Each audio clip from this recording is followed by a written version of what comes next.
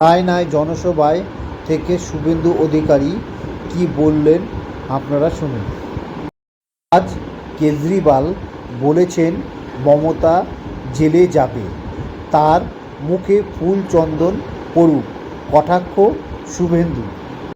অরবিন্দ কেজরিওয়ালের বক্তব্যকে হাতিয়ার করে পাল্টা মমতাকে আক্রমণ করেন শুভেন্দু অধিকারী। কেজরিওয়ালের মুখে ফুল চন্দন পড়ুক বলে টিপ্পনিও কেটেছেন শুভেন্দু। উত্তরবর্তী জামিন পেয়ে কেজরিওয়াল বলেছেন, তৃতীয়বারের জন্য নরেন্দ্র মোদী প্রধানমন্ত্রী হলে এবার মমতা বন্দ্যোপাধ্যায় জেলে যাবেন। সেই বক্তব্যকে হাতিয়ার করে পাল্টা আক্রমণ শোনালেন শুভেন্দু অধিকারী। শনিবার তিনি বলেন, আমরা সকলেই এটা চাই, এবার বিজেপি জিতলে এ বছরেই পিসিকে প্রাক্তন করে দেব আর ভাইপোকে জেলে। নির্বাচনী প্রচার শেষ দিনে রায়না থেকে এই হুঙ্কার দিলেন বিরোধী দলনেতা শুভেন্দু অধিকারী। 13ই মে চতুর্থ দফায় বর্ধমান পূর্ব লোকসভা কেন্দ্রে নির্বাচন। সেই মতে শনিবার প্রচারের শেষ দিনে রায়নায় জনসভা থেকে মমতা বন্দ্যোপাধ্যায় ও অভিষেক বন্দ্যোপাধ্যায়কে এক হাত নিলেন বিজেপি নেতা শুভেন্দু অধিকারী।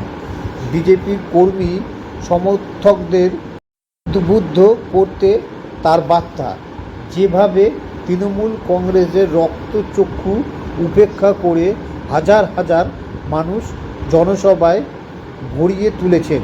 নির্বাচনের দিন সকাল সকাল সেভাবেই নিজের নিজের বুথে পৌঁছে গিয়ে বিজেপিকে ভোট দিয়ে তৃণমূল কংগ্রেসকে বিদায় দিন। পঞ্চায়েত নির্বাচনের কথা স্মরণ করিয়ে দিয়ে শুভেন্দু বলেন, তৃণমূল পঞ্চায়েতে সাধারণ মানুষকে ভোট দিতে দেয়নি, আবার যারা ভোট দিয়েছিল সেই ভোট গণনার দিন গুনতে দেয়নি, সেই প্রতিশোধ এই নির্বাচনে নিতে হবে। এদিন শুভেন্দু অধিকারী আরও বলেন, পঞ্চায়েত নির্বাচনে সাধারণ মানুষ ভোট দিতে পারেনি, তাই সকাল সকাল ভোট দিতে যাবেন। মুর্শিদাবাদে গুন্ডাদের বাড়ি থেকে বের হতে দেয়নি কেন্দ্রীয় বাহিনী, ওরা বাধা দিলে আপনারা খবর পৌঁছে দেবেন, ওদের সোজা করে দেবে সেন্ট্রাল ফোর্স। আর যাদের পঞ্চায়েত ভোট দিতে দেয়নি তাদের এবার উচিত শিক্ষা দেবেন আপনারা। কেজরিওয়ালের মন্তব্য তুলে ধরে শুভেন্দু অধিকারী বলেন, মুখ্যমন্ত্রী কুৎসিত ভাষায় প্রধানমন্ত্রীকে গালিগালাজ করেন।